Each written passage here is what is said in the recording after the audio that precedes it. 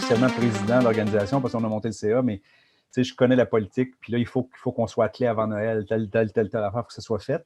Puis là, à matin, on vient de subir les vraies premières attaques politiques coordonnées là, sur Twitter, 3 attachés politiques. Je pense qu'on pourra en parler, on verra, mais tu sais.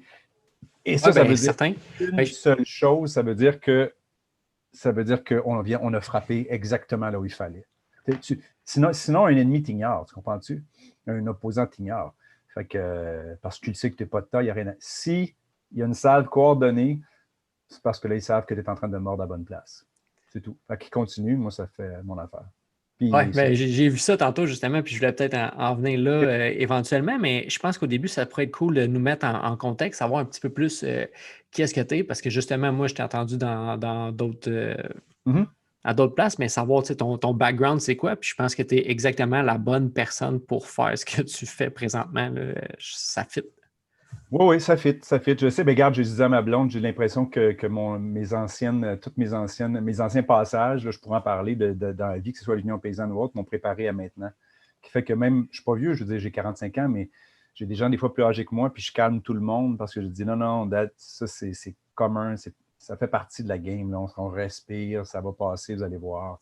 Ouais, il y a une chose que j'ai aimée, justement, c'est que tu rappelais qu'il fallait s'amuser. Puis moi, j'ai passé un peu le bout où est-ce que ça me fâchait, tout ça. Que je regardais ça passer, puis j'étais comme, mais encore fermer ça, encore fermer ci. Maintenant, je le vois, puis je suis comme, bon, mais c'était écrit dans le ciel qu'il allait se passer ça. Puis maintenant, on peut juste en rire, puis continuer à poser les bonnes actions, parce que si on ne le fait pas avec la bonne énergie. Peu importe tes croyances, c'est ça. Puis peu importe tes croyances, ben, tu vois, on va commencer. On va y aller dedans. Mais si tu veux nous parler un petit peu, Benoît, justement, là, de ton background, ton passé, qui est-ce que tu es, puis avec qu'est-ce qui se passe aujourd'hui? Écoute, j'ai de la misère à qualifier ma ligne de vie parce que, en fait, je suis probablement un homme orchestre. C'est peut-être le meilleur mot qui pourrait me qualifier. J'ai été longtemps jusqu'à l'âge peut-être de 24-25 ans, là, j'étais inconfortable avec qui j'étais. C'est-à-dire que la vie a été généreuse, puis je le dis sans orgueil avec moi. J'étais dans un collège privé lors de l'adolescence, puis j'étais champion de génie en herbe. Je réussissais dans mes études, au volleyball, dans les sports, partout. J'ai appris la musique, je suis musicien aussi, tout seul. Donc, la vie a été généreuse. Puis, ce que ça a fait, c'est que automatiquement, tu as le goût de tout. Tu sais, tu as le goût de tout faire. Puis, bon, fait qu'effectivement, c'est ce que je faisais. Je me mettais à toucher à tous les métiers, à toutes les choses. Et on me renvoyait souvent l'image de quelqu'un qui était un peu instable, comme si je restais jamais à la même place longtemps. Et moi-même, ça me fatiguait, je trouvais ça lourd. Fait que, à un moment donné, c'est quelqu'un qui m'a juste remis les yeux dans un bon trou. Là. J'avais quand même juste à peu près 24-25 ans, comme je disais, en me disant, mais écoute, c'est toi, c'est ça que t'es. T'es-tu heureux? Oui. Je disais, oui, moi, je suis heureux. Ben, c'est tout. Puis si tu as ces talents-là, ces dons-là, ben, puis que tu as le goût de changer, bon, ben, puis on vit une époque, il faut qu'on en prenne conscience, là, une époque extraordinaire. Ouais, je veux dire, si on était à quelque part en 1600 quelques, ou puis même pas juste là, je veux dire, jusqu'en 1900 à peu près 20, je pense, je donne un chiffre, autour de ces années-là, 80% de la planète était paysanne. Donc, c'est 80% de la planète. Alors, ça veut dire que tu naissais dans une famille, tu étais fermier. Je veux dire, la principale job, c'était de manger. Hein? Fait que tu ne faisais pas de Zoom, puis tu ne partais pas des blogs, puis tu n'avais pas 36 choix. Aujourd'hui, à quelque part, on arrive au cégep, puis on angoisse devant la multitude de choix possibles. Mais jusqu'à il n'y a pas si longtemps dans l'histoire de l'humanité, tu faisais le métier de ton père. Puis si tu étais une femme, on n'en parle même pas. Hein? Tu ne faisais pas de métier. Alors, celui peut-être de mère de famille, religieuse, ou si on passe au Québec, là, c'était mère de famille religieuse ou institutrice. Fait que donc, alors, ben moi, c'est ça, c'est que quand je suis arrivé, j'avais un rêve, je voulais une ferme d'insertion. Fait que je suis allé étudier en toxicomanie, en sciences humaines au cégep. Puis rapidement, je suis embarqué comme travailleur de milieu, travailleur de rue, comme éducateur, comme intervenant en toxicomanie. Fait que j'ai fait, souvent, c'est un secteur qui est fait de contrats. Donc, tu es embauché 8 mois, 9 mois. L'organisme, l'OBNL qui t'embauche n'a plus de cash. Fait que tu changes tout le temps. Fait que souvent, c'est des courts mandats. Fait que j'en ai fait beaucoup en 3-4 ans, avec le rêve que je caressais d'avoir une ferme d'insertion. Parce que C'est j'avais quoi vu... exactement ça, une ferme C'est d'insertion? un modèle que j'avais vu en France, c'est-à-dire que donc on utilise l'agriculture pour réinsérer des gens qui ont des problématiques, que ce soit la toxicomanie, des handicapés dans certains cas, que ce soit des gens qui ont des problèmes avec la justice. Donc, tu sais, c'est souvent, ils vont être typés par catégorie. Et en Europe, tu as plusieurs modèles comme ceux-là. Au Québec, on n'en avait pas beaucoup. Fait que c'était un rêve que j'avais. Puis, je suis tombé sur la ferme Jeunes au travail qui existe encore à Laval, qui m'ont embauché. Et moi, entre-temps, parce que quand je dis que je touchais à tout, là, ben, je suis allé suivre un cours en horticulture maraîchère écologique. Donc, alors, ben, je me suis mis pendant 3 ans et demi, j'étais là à la ferme Jeunes au travail. J'ai géré la ferme et j'étais en même temps éducateur. Fait que ça a été des belles années qui m'ont permis de me rendre compte, par contre, que les gens qui lancent ce type de projet-là au Québec deviennent des fonctionnaires un petit peu. Il faut courir après les subventions. Puis moi, ce n'était pas ce qui me faisait plaisir. Moi, ce qui me faisait plaisir, c'est le terrain. Puis parallèlement à ça, ben, il est arrivé quelque chose d'inattendu. Moi, je ne proviens pas du tout de famille agricole, mais je suis tombé en amour. Il y a un matin, 5 heures du matin, l'été, la rosée, le beau temps, j'avais un espresso dans les mains, puis là, je regardais les travaux à faire sur les champs, puis je me sentais tellement heureux, tellement bien, que je me suis réalisé que c'était même pas une ferme d'insertion que j'avais le goût, c'était d'être en agriculture. De là, je me suis lancé. Donc, je suis allé suivre des cours d'apiculture, élevage caprin, gestion des pâturages, puis un paquet de choses comme ça dans différentes écoles. Et pour me rendre compte que mon projet que j'avais initialement, qui était d'avoir 2000 poulets sur pâturage au Québec, bien, je ne pouvais pas le réaliser. Parce que tout le système de quotas au Québec fait que c'est impossible pour un jeune qui veut débuter. Alors, moi qui avais voyagé beaucoup, je me frappais à un gros mur. Parce que les gens qui me reconnaissent, puis là, vous allez comprendre toute la suite jusqu'aux entrepreneurs en action, c'est que je suis un épris de justice sociale. Quand je considère qu'il y a une injustice quelque part, ça me saute. Fait que, alors, je me suis rendu compte que ce que j'avais dit à mon ex-conjointe, donc à l'époque, j'ai dit, tu me connais, là. Si il y a ce mur-là, je vais passer ma vie. C'était mon projet, c'était le rêve que j'avais parce que j'avais été dans plusieurs pays européens, aux États-Unis. J'avais vu des poulets sur pâturage, mais ici, c'est impossible à faire. Fait que là, j'ai dit, soit que je vais me battre pour changer le système. Pour quelle raison c'est impossible, en fait? Ben, c'est tout le système de quotas. Le Canada est le dernier pays au monde à avoir des contingentements pour protéger ses secteurs agricoles, que ce soit le secteur laitier, le secteur du sirop d'érable, le poulet, les œufs de consommation, le dindon. J'en oublie-tu un? En tout cas, là, j'ai les principaux qui sont là-dedans. Donc, il faut que tu achètes le quota. Donc, et 2000 poulets sur pâturage, ce n'est pas achetable pour que ce soit rentable, surtout que tu y vas avec la saison. Donc, je ne sais pas combien qui est rendu le mètre carré, mais je ne veux pas écœurer ton monde parce que c'est un truc très, très complexe, très technique. Mais tu sais, actuellement, de mémoire, là, pour pouvoir vendre le lait d'une seule vache, le quota correspondant, donc en kilos jour, je vais peut-être me faire reprendre, je ne sais pas ce qui est rendu, mais il est entre 20 et 25 000 $. Fait que, tu sais, pour juste pouvoir vendre le lait de ta vache, là, il faut que d'abord que tu possèdes le quota. Tu n'as pas encore acheté ta vache. Fait que tu vois, les coûts sont importants. Alors, pour une petite ferme paysanne que je rêvais, c'était impossible. Et en même temps est née l'Union paysanne. Donc, j'ai rejoint les rangs de cette organisation-là. J'ai été là 15 ans. J'ai été là 5 ans comme administrateur. Donc, moi, j'étais TQ. J'avais 25 ans. Puis il y avait des pointures comme Roméo Bouchard, comme Maxime Laplante, qui est un agronome. J'ai appris. La première année, je n'ai presque pas parlé. Les gens qui me connaissent savent que c'est difficile. Mais j'ai surtout écouté. Donc, tout ce qu'il y avait de connaissances. Puis j'ai décidé, moi, je suis quelqu'un moi, je lève ma main. Je veux dire, en le sens que c'est rare que je reste sur le banc à rien faire. Si je vois qu'il y a quelque chose qui veut bouger, je sais que tu sais, j'enseigne à mes enfants, là, tu vas voir beaucoup, moi je fais des digressions comme ça, là, tu sois prête à ça, mais tu sais, j'enseigne à mes enfants que si tu ne te lèves pas pour changer le monde, reste couché. Tu sais, je veux dire, notre monde a besoin de la beauté qu'on peut y apporter. Si on est tous des spectateurs à liker ce qui se passe dans la vie des autres, on passe à côté de quelque chose, tu sais. Fait que, sortons de Facebook, sortons des réseaux sociaux pour se mettre en action. Donc, ça, c'est nécessaire chaque jour. C'est une exigence, c'est très exigeant. Les gens ne réalisent pas. Ça veut dire de fermer sa télé, ça veut dire d'aller faire du bénévolat, ça veut dire de donner son temps. Bon, en tout cas, fait que c'est ce que j'enseigne à mes enfants. Si tu ne t'es pas levé pour changer le monde, reste couché. Donc, alors, j'ai levé ma main, je suis embarqué là-dedans. Puis ça a été 15 ans de ma vie, parallèlement avec ma ferme. Donc, à ce moment-là, j'ai fait vraiment 36 métiers, même à l'intérieur de l'Union paysanne. J'ai été 10 ans président de l'organisation.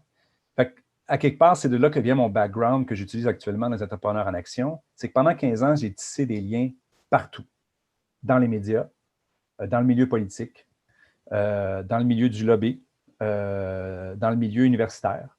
Donc, j'ai des amis, on m'informe, on me parle, on m'appelle.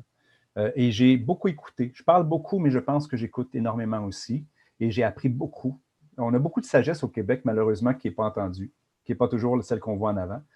Fait que j'ai appris. Puis le reste, parallèlement à mes actions, j'avais ma ferme. Donc, j'ai développé une technique sur pâturage pour des lapins. Hein? Regarde, écoute, ça va faire changement du gars qui est président d'un gym. On va arriver à ça. Mais j'ai développé une technique de lapin sur pâturage, des cages mobiles. J'ai vendu pendant 7 ans mes lapins au plus grand resto de Montréal. Le pied de cochon de Martin Picard, le toqué, quelques-uns qui sont fermés maintenant. Et là, j'ai des blancs de mémoire. Ça recommence à remonter. Donc, c'était une race particulière qui venait de France. Les lapins étaient chaque jour, les cages se déplaçaient, ils mangeaient de l'herbe, très peu de céréales. Je les faisais jeûner. En tout cas, je ne vais pas rentrer là-dedans, mais c'était un dada. Parallèlement, j'avais aussi des abeilles. C'est drôle à dire, mais moi, les abeilles, c'est quelque chose qui est c'est mon yoga à moi. J'ai une tête hyper active. Je pense que ça se voit. Je suis quelqu'un qui est très actif.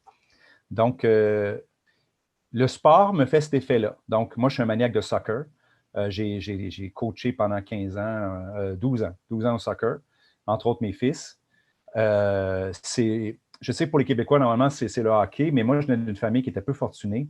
Donc, le hockey, ça demande de l'investissement et de l'argent. Mes parents n'avaient pas ce qu'il fallait. J'ai été inscrit au soccer très jeune et c'est mon sport à moi. Quoique j'adore le hockey, je suis un maniaque aussi, mais le hockey me permet vraiment de me vider. Puis l'autre chose dans ma vie, il y a 2 affaires. C'est ça, puis c'est d'aller dans mes ruches. Donc, parce qu'il y a quelque chose, les abeilles vont te le dire si tu n'es pas focus. Si tu n'es pas dans l'instant présent, c'est clair que tu vas te faire piquer puis ramasser, ce ne sera pas long. Oui, j'ai mon partenaire justement avec qui je fais les podcasts d'habitude. OK. Qu'on est copropriétaire du gym, mais on est copropriétaire aussi d'une ferme urbaine qui s'appelle Oranda Microculture, où est-ce qu'on fait la microculture de pousses, de jeunes pousses. Oui. Puis lui, il a ses ruches aussi. OK. Tu sais, tout ce que tu dis, puis les deux, on joue au soccer aussi. Il y a beaucoup de choses que tu dis que je suis comme, tu sais, on pourrait jaser pendant plus de temps qu'on a présentement. Mais justement, on va en venir au gym aussi là, que tu as eu. Puis je pense que c'est là que je t'ai vu la première fois avec la vidéo, puis l'articulé que tu avais. Puis je pense que. Tu vas voir la boucle, tu sais, la boucle de l'éducateur au départ, qui a travaillé dans des maisons de jeunes, dans des milieux à Rivière-des-Prairies, dans la rue, dans les milieux communautaires, dans des centres jeunesse. Bon, tu sais, ça, on passe dans un bout d'agriculture. Mais encore là, tu sais, tu vas voir toujours mon espèce de justice sociale, si tu veux, qui est super importante. Puis là, après 15 ans à l'Union paysanne, et ça veut dire que ça fait maintenant 4 ans à peu près de ça, je sentais que j'avais fait le tour de ce que j'avais à donner. Aussi, je vais te dire, ce que j'ai vu politiquement en 15 ans, ça m'a écœuré. Je veux dire, en tout cas, tu sais, je ne sais pas comment le témoigner aux gens, mais j'étais vidé. Parce que moi, je suis quelqu'un de très vrai. Les ministres le savent. Tous ceux qui m'ont côtoyé savent que moi, je n'ai pas de détour. Puis je te ferai pas de. Je n'ai pas de détour. C'est pas vrai. Je suis capable de faire de la façon, mais je veux dire, je suis quelqu'un d'assez direct et d'assez vrai. J'aime pas les demi-vérités. J'aime pas les mensonges politiques. Tout ça. Et j'en ai vu plus que j'en ai besoin dans ma vie. Fait qu'à ce moment-là, je voulais retourner vers une action plus directe. J'avais besoin que moi, comme être humain, je fais une action, puis pas longtemps après, j'ai une rétribution. Tu sais, dans le sens que, comme toi, je suis sûr qu'au niveau du gym, t'aides quelqu'un, puis la personne te dit « Hey, tu reviens, je ne sais pas, mettons, c'est pour une perte de poids, par exemple, ou pour avoir plus de mobilité, puis elle te revient quelques jours plus tard. Hey, wow, ça marche. » Tu te couches heureux et content, puis comme être humain, tu es bien dans ta peau. Fait que moi, j'avais besoin de ça. Je n'ai passé 15 ans à me battre pour des virgules face à un empire financier qui est l'Union des producteurs agricoles, qui est un des plus gros lobbies au Québec. Donc, j'avais besoin de changer de choses. Fait que là, j'ai quitté l'Union paysanne et là, à ce moment-là, j'ai pris une année complète sabbatique. Je le savais que c'était nécessaire, il fallait que mes batteries étaient à plat. Je ne voulais pas me pitcher dans quelque chose sans amour, sans passion. Je ne peux pas fonctionner comme ça. J'avais deux idées dans la tête. Soit vraiment on plonge dans l'agriculture, ou sinon on retourne à mes anciennes amours, l'univers communautaire et social et tout ça. Mes gars allaient à J-Mix à Saint-Jérôme. Donc, moi, j'étais en amour avec cette place-là parce que quand j'ai quitté le milieu de l'intervention, une des choses que je trouvais qui me dérangeait beaucoup, c'est que je trouvais qu'on ne faisait pas assez de place aux garçons. Je trouvais qu'on ne faisait pas assez de place à la masculinité. Je trouvais qu'on ne faisait pas assez de place à la réalité des garçons là, dans tout ce que ça comprend. Et là, je me retrouvais dans une place où les actionnaires, les propriétaires, les 4 propriétaires du J-Mix mettaient vraiment de l'avant une prise de risque. Donc, on enseignait aux jeunes qui passaient par là, des gars et des filles, mais il y avait évidemment beaucoup de garçons, que le risque fait partie de la vie. Puis prendre des risques, ça fait partie de ta capacité à vivre, puis à changer ton univers aussi. Alors, ça m'est apparu comme, bon, y a-t-il une place pour moi là-dedans? Puis ça s'est fait très rapidement. On est tombé, je pense, ces 4 actionnaires-là sont tombés en amour avec moi, puis moi et vice-versa. Puis je leur ai dit, écoutez, moi j'ai regardé leur entreprise parce que j'avais évidemment une grande expérience dans la gestion d'OBNL. Même au niveau communautaire, j'avais beaucoup travaillé dans la recherche de fonds, dans les structures. L'Union paysanne en était un. Fait que bon, j'avais beaucoup d'expérience là-dedans. Fait que je leur ai dit, écoutez, je regarde votre structure financière. Vous êtes une coopérative qui s'ignore, en fait.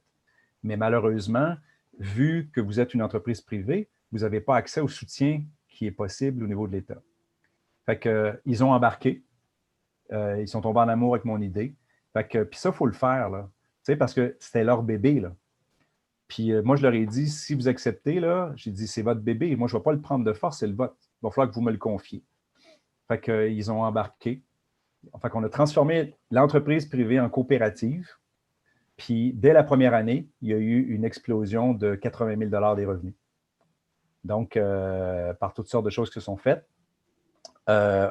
En plus, le J-Mix, j'ai dit, vous avez une mission sociale parce qu'il faisait un travail extraordinaire qui, humblement, passait toujours en dessous. Puis c'est correct aussi, la vie, on n'est pas obligé de toujours mettre de l'avant-place qu'on vienne de donner quelque chose à quelqu'un. Moi, j'haïs ça aussi. Mais je leur dis en même temps, faisons connaître ce qu'on fait pour que ça donne le goût à d'autres de le faire, puis qu'on puisse même élargir. C'est-à-dire que si tu aides 100 jeunes, bien, en le faisant connaître, on va peut-être pouvoir en aider 200 jeunes. Fait que c'est exactement ce qui s'est fait. Fait que là, vraiment, le J-Mix s'est transformé il y a 2 ans en coopérative. On a pris la mission sociale, puis là, qui était en arrière, puis on l'a mis en avant. Puis maintenant, c'est ma deuxième famille. Je suis tombé en amour. Là, je suis super triste parce qu'on n'est pas là, parce qu'on a cancellé toutes les classes de jeunes TDAH qui venaient chez nous, dans laquelle les parents nous disaient « J'ai pu baisser la médication de mon jeune n'a plus de feuilles de comportement, mon jeune est calme à la maison, ça va tellement mieux, je redécouvre mon enfant. » Puis là, on n'est pas là. Fait que, puis en plus, le gym qui avait à peu près zéro dette, on a, je sais pas, 110 000 $ de dette parce que les mesures du gouvernement nous sont rentrées dedans. Fait que la boucle est un peu là. C'est l'intervention, j'y suis de retour. Puis là, ben là, les entrepreneurs en action, parce que, comme tu as vu, comme les gens peut-être ont vu, ceux qui vont écouter ça, à un moment donné, je me suis réveillé. C'est-à-dire que c'est mes réflexes. Moi, je ne peux pas regarder la télévision comme les autres. Je ne peux pas lire un journal comme les autres personnes. Je connais les messages codés, les ballons politiques, puis la manipulation. Fait que quand j'ai vu Legault répondre à une question disant que sa stratégie, c'était d'ouvrir, fermer jusqu'à temps qu'il y ait un vaccin, que j'avais parlé avec un microbiologiste qui m'avait clairement dit écoute, Benoît, il n'y aura pas de vaccin vraiment efficace parce que c'est un coronavirus, ça va changer tout le temps. Il est efficace en laboratoire, mais une fois qu'il va être rendu sur le terrain, il ne le sera plus ou il va l'être diminué de façon importante. Donc, j'ai compris que si on ne bougeait pas comme entreprise, on était mort. Écoute, ça fait 5 mois qu'on est fermé. On aborde le 6e mois en 9 mois. Quelle entreprise peut survivre à ça? Okay. Donc, nous autres, notre grande chance, c'était qu'on était peu endettés au départ. Là, on est beaucoup endetté. Fait que si ça se poursuit, on verra ce qui va arriver, mais les programmes du gouvernement ne couvrent pas. Fait que là, j'ai dit, moi je ne suis pas le gars qui va rester assis, là. Je ne regarderai pas mon entreprise mourir sans rien faire, là. Fait que c'est de là qu'est arrivé les entrepreneurs en action. Puis c'est même pas, là, il faut que les gens le retiennent. Ce n'est pas un truc, là, c'est pas une carrière. Moi, là, demain matin, si quelqu'un veut prendre ma place, go, j'ai 7 enfants à la maison. Fait que j'en ai 7. Fait qu'avec 7 enfants, ma première job au monde, c'est pas de représenter les entrepreneurs. Ma première job, c'est d'être là pour mes enfants.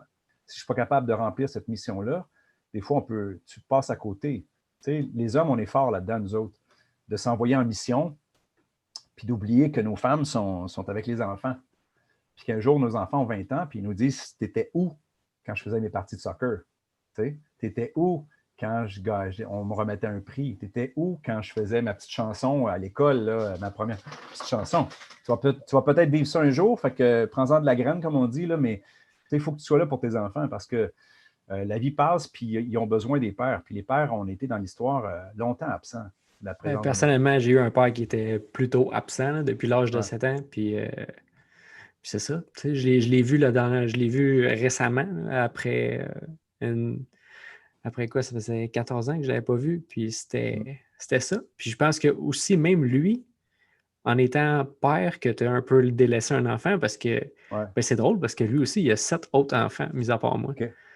Ou 6 autres, mis à part moi. Puis tu sais, je connais aucun dans ceux-là, mais c'est ça. J'imagine comment tu dois te sentir aussi. Ou je ne sais pas si tu le sens, parce qu'on a quand même quelque chose qui est en dedans de nous qui, en tant qu'homme, on est capable de s'envoyer, justement, comme tu dis, en mission, puis oublier un peu tout ça, puis être tellement impliqué dans notre mission.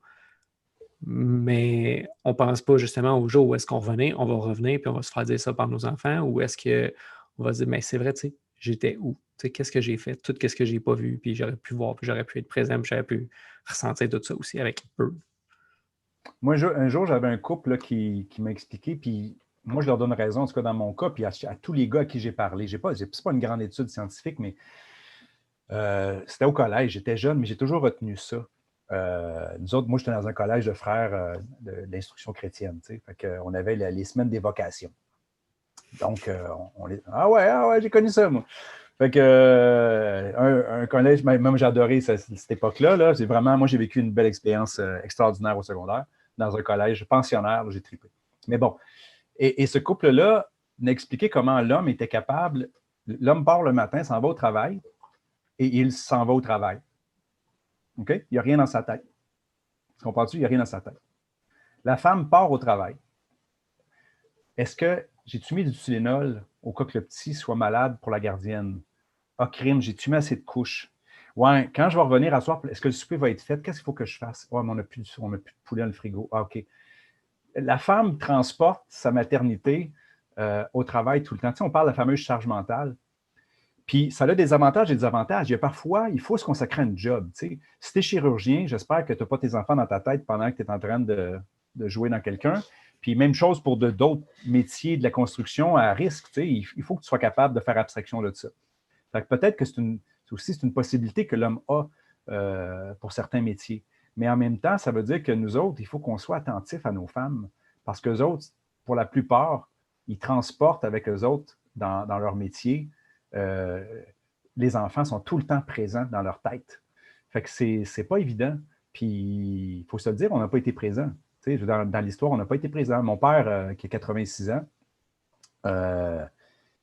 que j'adore, mais il le sait, et puis, bon, on vit bien avec ça, mais il n'a pas été présent. Ça a été, surtout à 86 ans, mon père pourrait être mon grand-père, parce que le plus vieux de mes frères pourrait être mon père. On a un gros gap. Puis, mon père travaillait 6 jours sur 7 à l'époque. L'été, il était là, mais il n'était pas là. Je veux dire, je me suis lancé à balle une fois avec mon père dans ma vie. Là. Je m'en souviens, je sais où ce qu'il était. Après 5 minutes, il s'est plaint que je lançais la balle trop raide. Mon père était en psychologie, puis c'était vraiment un gars de bureau. Là. Fait que, un gars de tête, puis fait que, je ne l'ai jamais ramassé dans un sac de quarterback, là, mettons. Fait que, mais tout ça, bon, il m'a apporté aussi d'autres choses extraordinaires, par contre, parce que mon père a quand même été là. Mais quand même, je dois dire que moi, par rapport à mes enfants, ça a été ça. Ça a été vraiment, je ne ferai pas la même chose. Fait que là, je suis encore dans un mouvement de lutte. Mais dans tout ça, c'était pas décidé. Moi, la seule chose que je faisais, c'était je fais ma capsule, ce que j'avais appelé ma capsule temporelle, donc que tu as vue, puis qui a été vue à 300 000 fois, dans lequel je vais indiquer qu'est-ce que c'est que le GMX à Saint-Jérôme, qu'est-ce qu'on vit, puis écoutez, voici ce que le PM a dit, puis voici ce qui va arriver. Si on ne bouge pas, on va disparaître. Fait que moi, ma capsule, c'était comme, on met ça dans un pichet qui est aujourd'hui, qui est YouTube, mettons une vidéo, puis dans 10 ans ou 20 ans, il va y avoir des anthropologues du web qui vont déterrer ça, puis qui vont dire, ah, crime, les impacts d'un confinement complet là, pendant 3 mois, c'est ça que ça fait. OK, c'est grave. Il faut y penser à 2 fois avant de réutiliser une recette comme celle-là. Moi, c'était ça. C'était que ça. Mais je prenais position clairement, puis là, je disais, ça suffit. Fait qu'à partir de là, ben, les entrepreneurs, hey, on vivait tous la même affaire, mais on ne parlait pas. Parce que le Québec était, puis il l'est encore, mais quoi qu'il l'est moins. Là, nous, on a fait apparaître une voix au centre, mais le Québec était très clivé. Tout le monde à qui j'ai parlé me disait, vous avez fait apparaître une voix au centre parce que c'était, je vais mettre entre parenthèses, là, c'est le tag des complotistes, puis c'était les pro-masques ou les anti-masques. Il y avait comme juste, on ne pouvait pas avoir de milieu. C'est soit tu es anti ou il n'y a pas de gris. Alors que moi, j'enseigne tout le temps que la vie, pratiquement, n'est que ça, que du gris. Il y a des nuances partout à faire. Mais aujourd'hui, la polarisation des médias, des réseaux sociaux fait que c'est comme si tu ne peux pas être quelque part entre les deux. Tu sais? Ouais, ben, il y a tellement de facteurs, là, justement, que je pense que c'est. On est pressé, on est stressé, c'est plus facile de mettre des étiquettes sur quelque chose, ça nous évite de réfléchir, puis on gagne du temps comme ça, mais on s'enfonce dans quelque chose qu'il faut effectivement se sortir. C'est ça, oui, exactement. Fait que là, les entrepreneurs m'ont dit, écoute, je veux témoigner comme toi. Pourquoi qu'on ne fait pas une page Facebook? C'est ce qu'on a fait. COVID-19 l'a témoigné pour briser le silence que ça s'appelle maintenant. Il y a eu un changement de nom. Là, on est rendu, je pense, à 30 témoignages. Donc, des entrepreneurs. Puis là, on en a d'autres, mais on a tellement de tâches qu'on n'arrive pas à les sortir.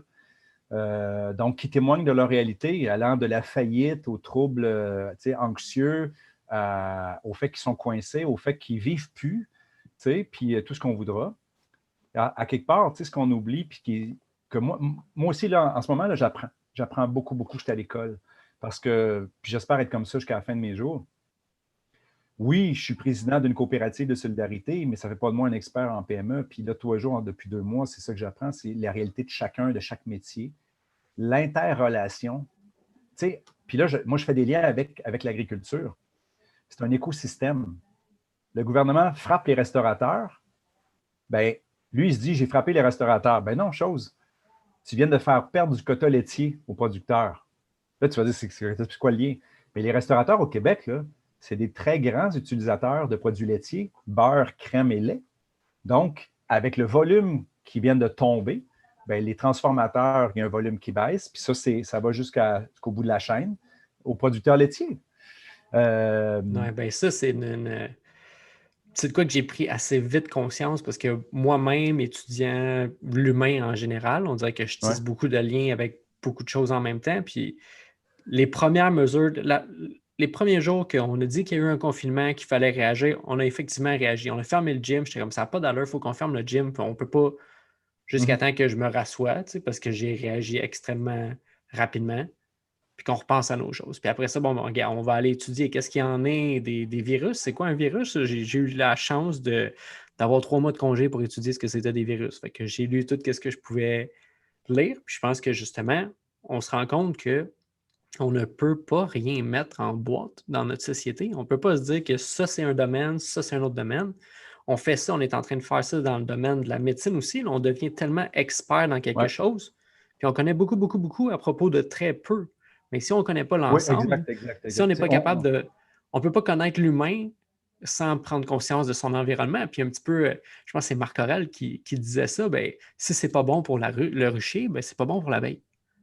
Oui, c'est ça. C'est exactement ça. Je suis tout à fait d'accord. C'est qu'on est dans il y a un bouquin là-dessus que j'ai lu, mais ça fait très longtemps, sur la surspécialisation de notre époque, qui fait qu'on a des surspécialistes dans tous les domaines, mais qui sont incapables de vision large. Et pour moi, c'est le principal problème. Là, on saute une étape, là, mais de la santé publique, que je connaissais déjà. Là, tout le monde est en train d'apprendre le pouvoir de la santé publique, là, mais moi, je l'ai découvert en 2008 lors de la crise de la listériose. Écoute, ces gens-là ont sacré des fromages devant les caméras de télévision, des fromages au lait cru, dans des bennes, puis ils ont aspergé ça de chlore. Moi, je me rappelle, j'avais appelé le ministre de l'époque pour lui dire « Hey, ils sont malades! Ils vont détruire une industrie en faisant ça. C'est les images que tu laisses dans la TV. » Bien, tu veux le résultat? En 2008, il y avait, je pense, de mémoire, là, c'est 20 ou 21 fromagers au lait cru au Québec et c'était comme ça. Là. C'était vraiment comme ça. Aujourd'hui, il en reste réellement 3 des vrais fromagers au lait cru. Donc, ils ont détruit durablement une industrie. On est 13 ans plus tard. Ils ne se sont jamais relevés. Donc, est-ce qu'on va être capable de se relever de ce qui est en train de se passer? On finit toujours par se relever. Combien de temps que ça va prendre, je ne le sais pas. Tu sais, moi, je pose la question à tes auditeurs. Pardonne-moi. Dans 5 ans, là, d'ici, il va y avoir une éclosion de coronavirus, là, du COVID ou une souche apparentée, un truc de même. Qu'est-ce qui va se passer? Pas une grosse éclosion, ça va être juste une éclosion normale, en fait.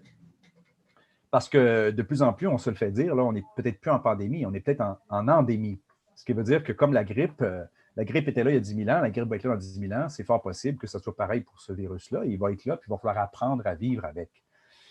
Donc, quand il va arriver cette éclosion-là, dans 5 ans, sur l'île de Montréal, bien, le propriétaire de salle de cinéma va voir sa salle se vider pendant quelques semaines de 50 de sa clientèle. Parce que ça va être resté marqué dans la tête des gens. Parce que le gouvernement a réellement associé les commerces, les zones d'activité à des zones de contamination, puis ils ont mis ça dans la tête des gens. Et comme je dis à des gens, s'il fallait prendre conscience de la quantité de microbes, de virus qui nous touchent au quotidien et qui ne font rien, parce que magie, notre système immunitaire fait exactement le travail pour lequel des millions d'années l'ont conçu, bien, c'est de quoi devenir hypochondriaque. Hein? Puis actuellement, c'est un peu ça, c'est ce qui se passe. On a des surspécialistes, puis je ne vais en rien, il y a eu une mortalité, c'est clair. Mais on revient à l'équation.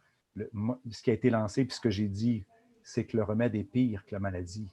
Parce que un des premiers principes de la médecine, notamment d'Hippocrate, c'est de ne pas, don't hurt, de ne pas blesser.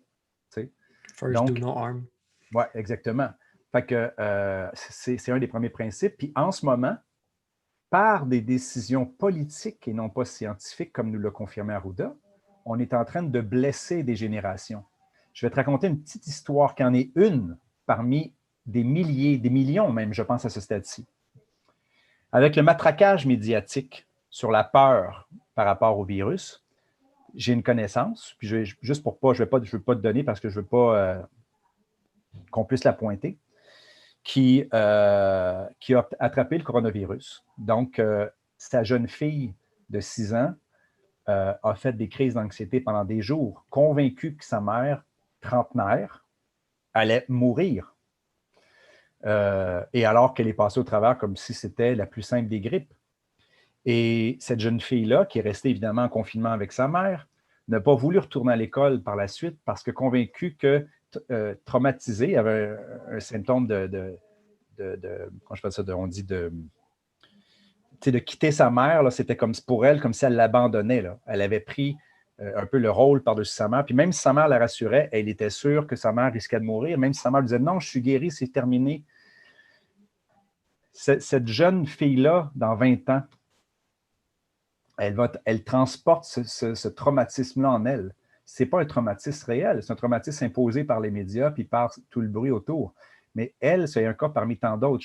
Je pourrais passer la prochaine heure à te parler de tous mes collègues, tous mes amis dans un paquet de domaines qui me disent que leurs adolescents ont fait soit une dépression, des crises d'anxiété, qui sont lâchés les études. Donc, puis ça, c'est vraiment, tu le sais, là, c'est un facteur. La vie en société, c'est comme une boule disco. Okay? C'est ça, la vie en société. Les gens ont des solutions toutes simples, là, mais c'est multifacette. Puis le gouvernement Legault n'était vraiment pas prêt à gérer ça. Donc, les impacts actuels, plusieurs corps de médecine nous le disent déjà, vont être plus importants que le nombre de morts qu'on a connus.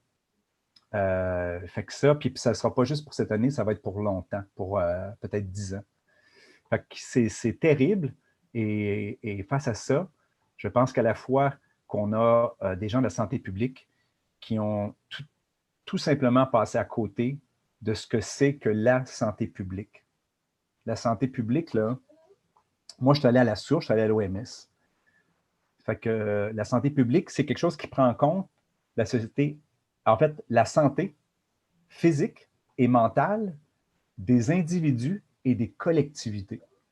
Puis ça, je vais le marteler jusqu'à la fin. C'est le message que moi j'envoie au gouvernement. Où est-ce que est passée la santé physique et mentale de la collectivité? Parce que là, on a des médecins qui nous disent là, que des gens âgés ne vont pas se faire soigner ou retardent des rendez-vous urgents pour des cancers, pour des maladies coronariennes, pour d'autres sortes de maladies, et donc qui vont raccourcir leur espérance de vie. C'est ça. Puis ça, c'est pas moi qui le dis, je n'invente rien. Ce sont des médecins. Le groupe de 700-800 médecins qui est allé dire que face à des blocus qu'ils avaient au niveau de l'administration dans leurs hôpitaux, qu'il y a eu des morts causées par ça. Donc, on va avoir un examen de conscience sociétal à faire après la crise au niveau politique, au niveau de la santé publique, puis au niveau médiatique. Parce que, tu sais, il va falloir qu'on revoie le rôle des médias dans nos vies. On va dire qu'on est toujours libre. Écoute, le Québec est soumis probablement à l'une des plus grandes concentrations médiatiques au monde, un peu en partie en raison de notre langue. Donc, le petit fait français ensemble. Alors, il faut absolument que les grands médias ne soient pas surpris que les gens aillent chercher leur information ailleurs. Tout nous a poussé jusqu'en 2020.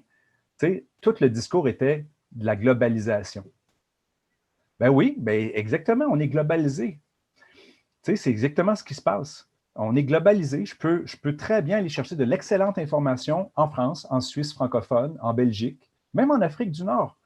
Fait que, puis aux États-Unis, si je parle anglais ou ailleurs. Fait que, automatiquement, ça fait que on sort un peu du... Mais là, écoute, là, je suis là, puis on digresse en masse, là, puis il va falloir que je te ramène un peu dans le temps. Moi aussi, j'ai des trucs, mais pour te dire que finalement, les entrepreneurs en action, là, c'est un déboulement un peu bizarre entre mon petit cri du cœur, puis ensuite, j'ai juste encore, comme je t'ai dit, j'ai juste levé la main. Un entrepreneur a dit, on veut faire des témoignages. OK, on fait une page, let's go, on y va. Je l'ai faite. Il y a eu des bénévoles qui sont s'en occuper. Et là, après ça, les gens me disaient, ben, écoute, on n'est pas représenté comme entrepreneur. Ah oui, comment ça? Mais là, on découvre que dans chaque organisation, les grandes et vieilles organisations dans un paquet de secteurs, ben, ils sont comme la société québécoise. Ils sont divisés entre, je vais caricaturer, mais 50% de membres qui voudraient bouger, puis 50 qui regardent ce qui se passe et qui ne bougent pas. Donc, nous, on est en train de rassembler, en fait, les gens qui veulent bouger. Fait que les entrepreneurs en action, tu vois, on est rendu à notre 6e semaine. Les chiffres que j'ai, je pense, ce matin, c'est qu'on est rendu 1600. Puis il y a 200 autres entrepreneurs en attente parce qu'on filtre un peu. On veut s'assurer que tous les gens sont entrepreneurs ou travailleurs autonomes dans l'organisation. Pour nous, c'est important. Ensuite, on fait attention parce que actuellement, il y a toutes sortes de monde et toutes sortes de courants. Donc, c'est facile de tomber dans des excès en termes d'organisation. Oui, puis même moi, je veux dire, je veux dire, l'information, il y en a partout, mais c'est qu'il te faut vraiment un bon, on en parlait un peu dans notre dernier podcast, mais un bon appareil à faire du sens du monde, sur de quoi baser, puis être capable de trouver, bon, mais c'est quoi de l'information qui devrait entrer mon cerveau? Est-ce que cette personne-là, est intègre? Est-ce qu'elle est libre? Est-ce qu'elle est... est-ce qu'il y a quelque chose en arrière d'elle qui lui pousse à donner cette information-là? Il y a tout ça, puis écoute, comme j'ai mentionné, puis je mentionne souvent, c'est une question de hiérarchie. Les gens, puis je comprends tous les courants, là. Mais pour vrai, je vais te le dire, dans tout ce qu'on va taxer, puis là, je vais en profiter parce que j'ai été, là, la politique va vouloir s'attaquer à nous autres parce que là, on les dérange actuellement, puis ça a commencé ce matin. Moi, je suis un gars pragmatique. Moi, je suis prêt à croire à tout, puis à rien aussi, tu sais. C'est juste aussi une question de temps et d'hiérarchie. Je ramène ce que j'ai devant moi. Donc là, on dit que, bon, Bill Gates, on parle d'une fondation un tel. Puis je ne sais pas grand-chose, je n'ai pas lu là-dessus, je te le dis bien honnêtement.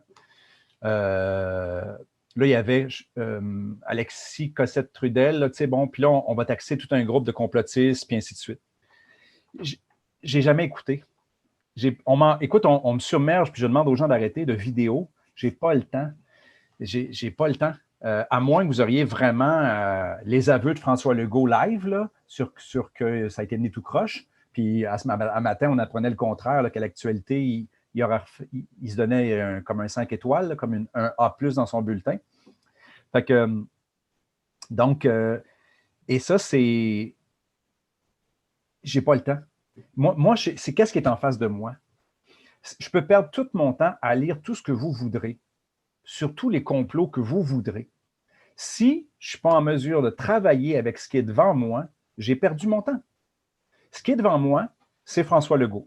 Ce qui est devant moi, c'est le fameux système de justice québécois, qui est particulier dans le monde, hein, qui relève à la fois du droit anglais et du droit français. Ce n'est pas partout dans le monde que c'est comme ça. Ce n'est pas le même système de loi qu'ailleurs.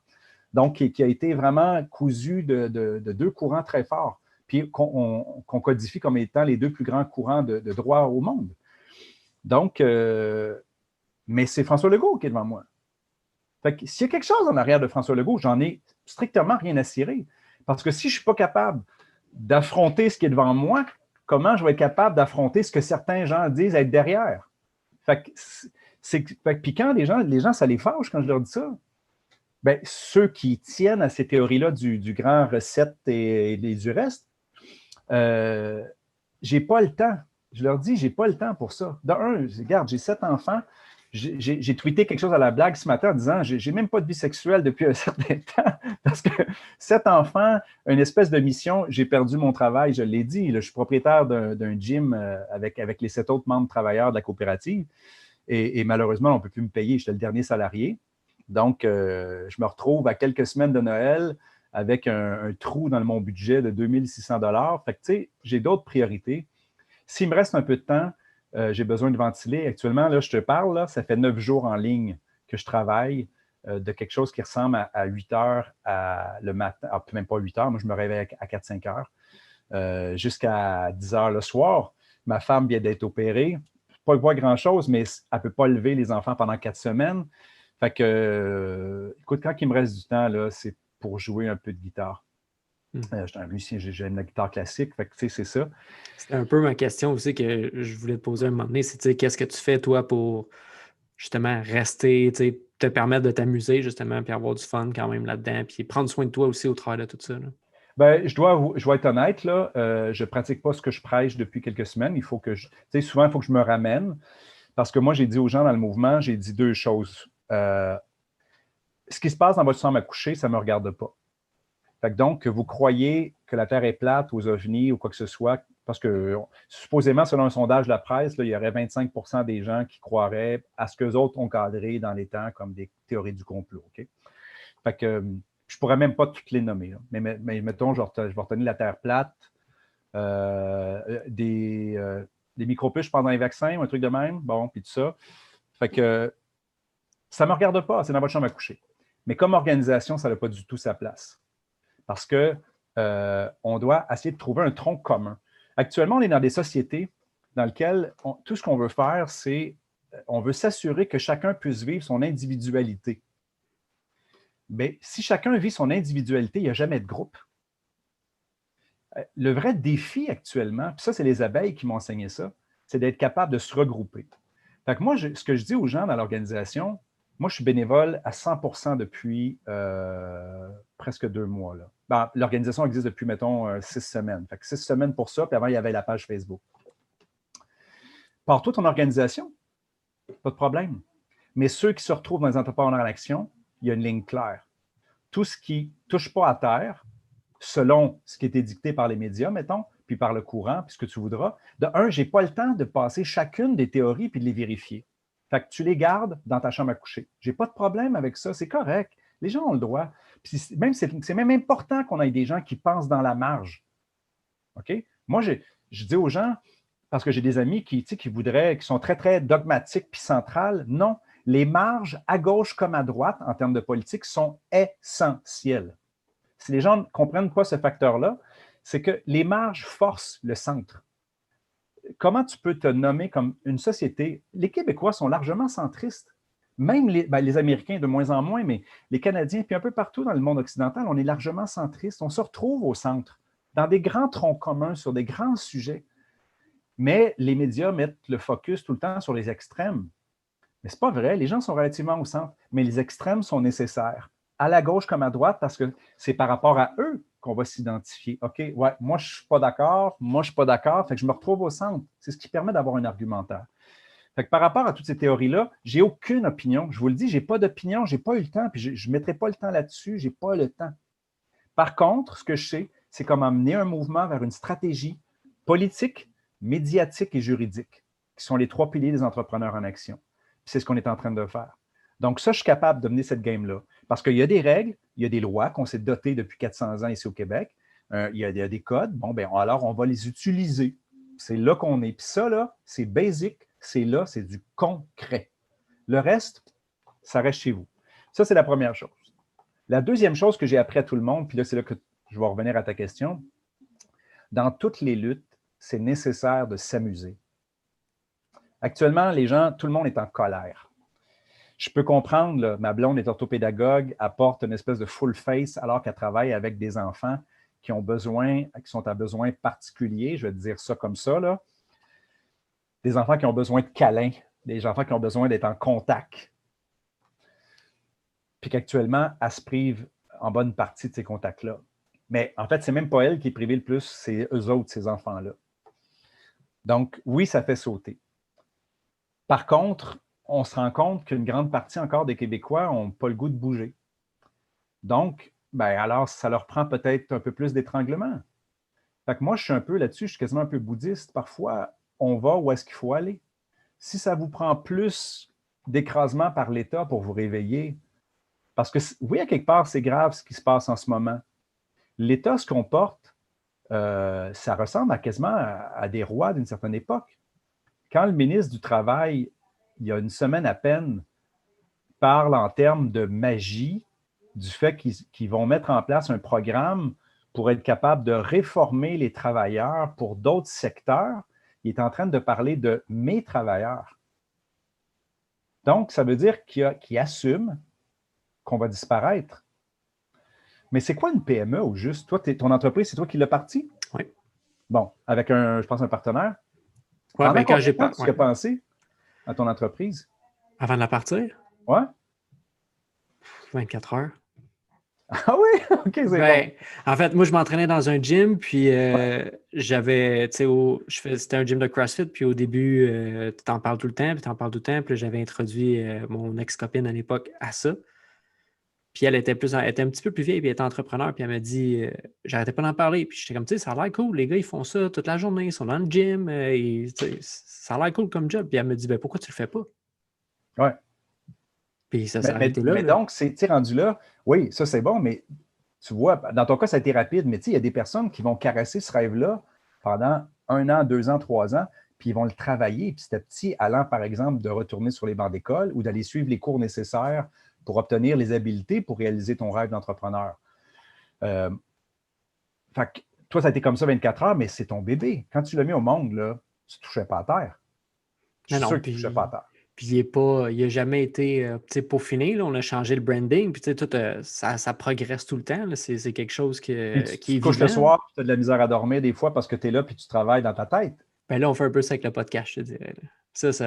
Ça m'allume là, justement de voir ce qui se passe au niveau des médias puis de dire ben, on a besoin de la meilleure information. Parce qu'on a besoin de faire des meilleurs choix. Puis la façon qu'on fait nos choix, c'est par l'information.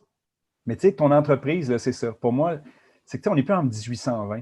Aujourd'hui, les PME au Québec, là, c'est des lieux d'émancipation. C'est des lieux de réalisation.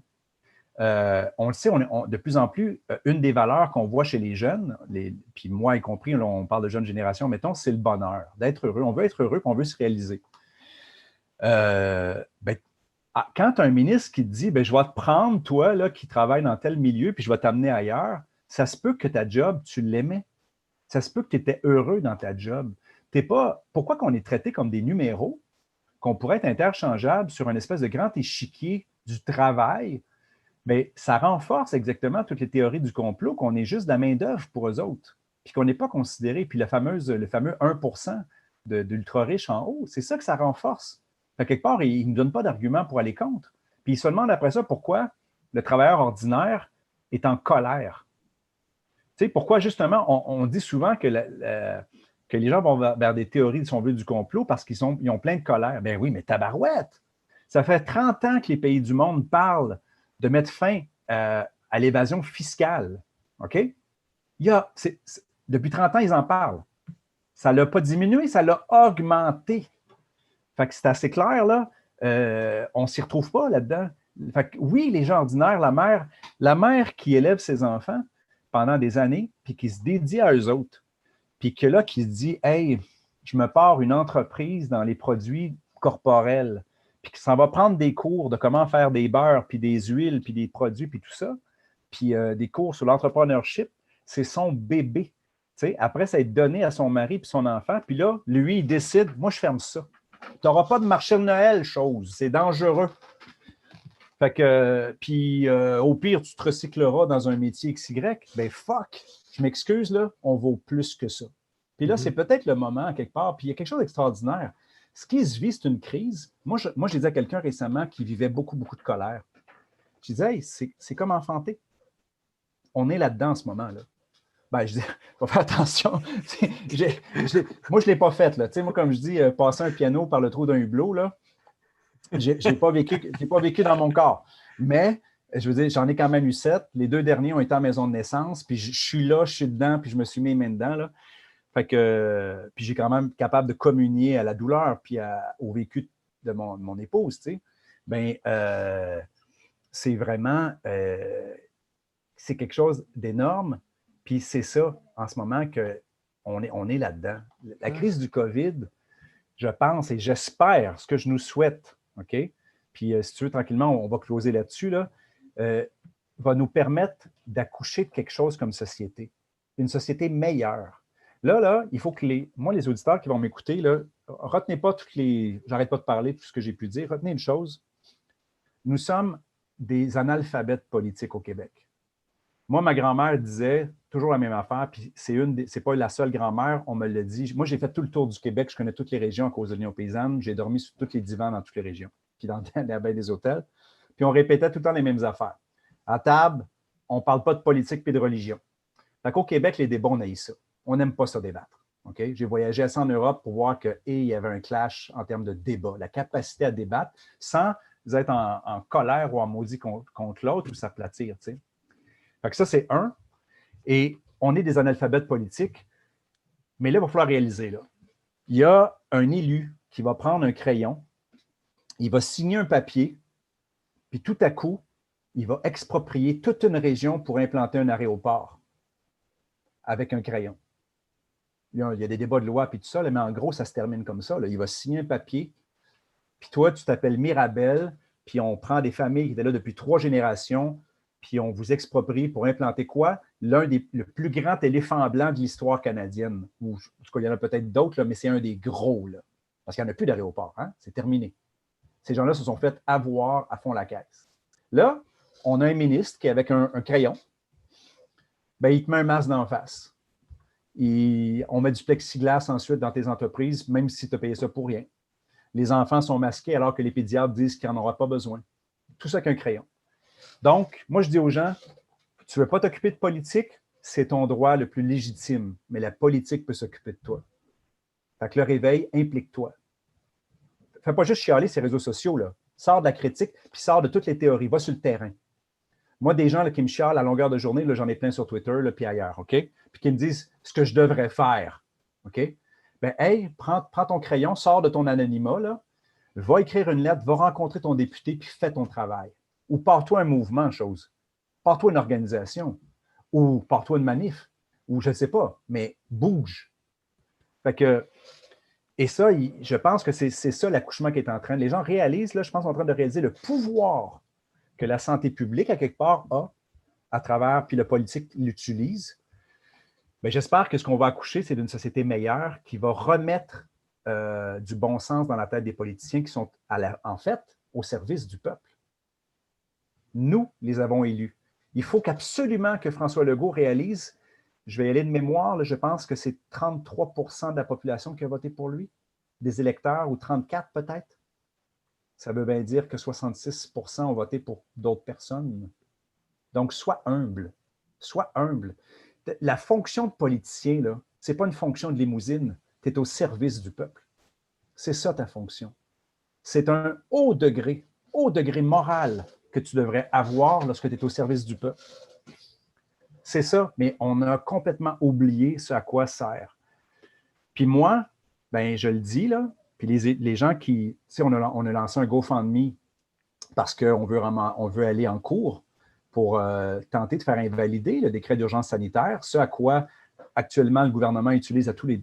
Puis tu sais, je ne suis pas contre l'urgence sanitaire. Le problème, c'est qu'il faut les stopper, là. Il faut trouver quelque chose. La seule chose qui va les arrêter, ou à tout de moins les freiner, ça va être ça. Ça va être de les amener en cours puis de les forcer à répondre aux questions. Je veux savoir sur quelle étude vous vous êtes basé pour mettre des plexiglas dans les entreprises qui nous ont coûté des fortunes, alors que le commis en face a un masque et que moi, j'ai un masque. Je veux les voir, les études. Je veux savoir sur quoi vous êtes basé pour choisir les restaurants puis les gyms pour nous fermer, au lieu de fermer les centres d'achat et autres lieux. Je veux savoir sur quoi. Arruda vient nous dire qu'il n'y avait aucune science probante. Donc, c'est politique. Statistique, parce que si c'est statistique, là, j'ai hâte de voir ça les centres d'achat. Fait qu'il y a quelque chose qui ne marche pas dans le modèle. Puis ce qu'on sait, c'est qu'ils n'ont jamais accepté de répondre correctement ni aux députés, ni aux élus. Donc, moi, ce que j'espère, c'est que moi, je dis aux gens, en ce moment, là, soyez un peu dans une forme de joie. Je pense que le Québec, puis c'était peut-être même aussi ailleurs, c'est une espèce de forme d'accouchement. Il y a une grande probabilité que les gens se réveillent puis réalisent que trop longtemps, ils ont laissé échapper ce qui, en fin de compte, devrait revenir à la population, que peut-être que les politiciens ont oublié qu'ils étaient au service des gens. Puis il y en a des bons politiciens. Soyons pas cyniques, là, moi, j'en ai rencontré plein. J'ai rencontré d'autres que je pourrais dire le contraire. Mais dans le fond, nos politiciens, là, ça, je trouve ça important de le dire. Puis je vais finir peut-être par ça, là. Les politiciens sont exactement le reflet de qui nous sommes. Moi, j'ai regardé beaucoup de monde chialer dans le temps de la crise des commandites, puis ensuite avec la commission Charbonneau sur les pots de vin, la construction, puis les copies falsifiées, puis tout. Puis tout le monde gueule. Tu vas dans un petit restaurant, là, une petite binerie, là, manger des œufs, là, puis là, c'était le talk of the town. Là, moi, je me retourne parce que j'ai plein d'amis. Là, j'ai dit, toi, tu n'accepterais pas d'argent. Non? OK. Tu ne m'avais pas raconté que tu avais fourré tes assurances l'année passée. Tu sais, tu avais eu un vol, on t'avait volé 2-3 affaires, mais finalement, tu avais ajouté une télé, un système de son. Ah, OK. Fait que, tu sais, avant de toujours pointer les politiciens, là, moi, ce que je dis, puis tu sais, quand je disais tantôt là, que je dis à mes enfants que si tu ne t'es pas levé pour changer le monde, reste couché. La première affaire à changer, là, c'est soi-même. Avant de changer politicien, là, si nous autres mêmes, on changeait tous, on aurait peut-être de meilleurs politiciens. Fait que, de penser que la classe politique est toute corrompue, tout ci, tout ça, ben, c'est de s'assurer que c'est notre cas à nous-mêmes. Donc, les politiciens ne sont que le reflet des sociétés dans lesquelles ils sont.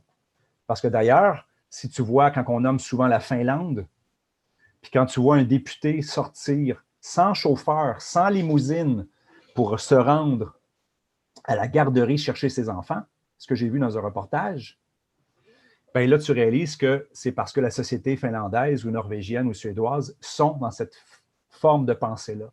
Donc, ils ont pondu des politiciens beaucoup plus intègres parce qu'ils ont chez eux développé l'intégrité. Alors, ben, partons de nos écoles, développons l'intégrité, la confiance, le sens de la politique et du service, puis peut-être que nos politiciens seront meilleurs, mais en fin de compte, ils seront meilleurs parce qu'on sera meilleur. Donc, écoute, les entrepreneurs en action, c'est quelque chose d'un peu fou. Ça vient de débuter. 6 semaines, c'est un bébé, là. On est rendu 1600 sans pouvoir se réunir officiellement. On ne peut pas réunir 250 personnes à quelque part. Donc, excuse-moi, j'invite tous les entrepreneurs qui vont l'écouter à nous rejoindre. Sur Facebook, on est là pour l'instant. Site web s'en vient. On travaille pour être capable d'aller en cours puis d'être capable d'attaquer le décret d'urgence sanitaire, d'abord et avant tout pour mettre un stop au gouvernement. C'est la première utilité de ça. Puis qu'on les force à répondre aux questions. On n'est pas de la chair à canon, là. On n'est pas du bétail non plus. Ça suffit. Les impacts sont fort importants actuellement dans toutes les sphères, puis on pourrait prendre un autre podcast là-dessus, mais on a déjà pris beaucoup de temps. Fait que je veux te remercier beaucoup, beaucoup de l'opportunité. Écoute, je ne sais pas tout. On ne sait jamais toutes les petites graines que j'ai lâchées, où est-ce que ça va semer, mais je te remercie beaucoup de ta générosité et de m'avoir écouté, puis à tes gens aussi, là, parce que c'est quand même assez long. Là. Écoute, merci à toi d'avoir pris tout ce temps-là à travers ton horaire qui est déjà extrêmement chargé. Puis je suis du même avis. Je pense qu'on est en train de vivre quelque chose d'extraordinaire qui va nous réveiller puis prendre conscience qu'on ne prenait peut-être pas assez part à ce qui se passait au niveau de notre société. Puis ça peut nous ramener justement à ouvrir les yeux puis passer à l'action nous aussi, au lieu juste d'espérer mieux. Oui, exact. Agissez localement, impliquez-vous. Changer le monde, c'est d'aller dans sa banque alimentaire, donner du temps. C'est ce que j'ai fait, moi, pendant le premier confinement. J'avais plus de job, fait que je suis allé donner toutes les semaines, je suis allé travailler bénévolement là. Les conseils municipaux, faire des jardins, il y a toutes sortes de façons de changer le monde. Cultiver son jardin intérieur, car j'ai l'air d'un philosophe, mais oui, la philosophie fait partie de ma vie. Mais surtout, il faut sortir là, de la culture du like, qui fait qu'on est spectateur du show qui se passe. Fait que donc, on a beaucoup de gérants d'estrade, mais les politiciens, il y en a qui nous aident actuellement beaucoup. Même des caquistes qui nous appellent, qui sont complètement subjugués par ce qui se passe, ils ne comprennent rien. Donc, espérons que les choses vont changer. Voyons quelques d'accouchement, qu'il y a peut-être quelque chose qui va sortir de là. Et puis, amusez-vous, c'est important. Dans la lutte, c'est fort important, là. N'oubliez jamais de vous amuser. Donc, ça veut dire parfois de prendre une bière, peut-être même avec ceux avec qui vous n'êtes pas d'accord. Parfait. Merci, Benoît, d'avoir Merci à toi. été là aujourd'hui. Puis, est-ce que tu as donné des liens où est-ce que les gens peuvent aller? Ou... Sur Facebook, ils peuvent nous rejoindre sur les entrepreneurs en action du Québec. Donc, vous le tapez, on va sortir. Il y a un groupe. Sinon, s'ils veulent donner à la cause, c'est déjà fort, ça va super bien. Vous allez sur GoFundMe, tapez Entrepreneurs en action du Québec, puis on va sortir tout de suite. Parfait. Puis moi, je vais mettre aussi un lien là, sous le podcast quand il va sortir. Là. Un grand merci. Merci à toi. Bonne journée. Ciao.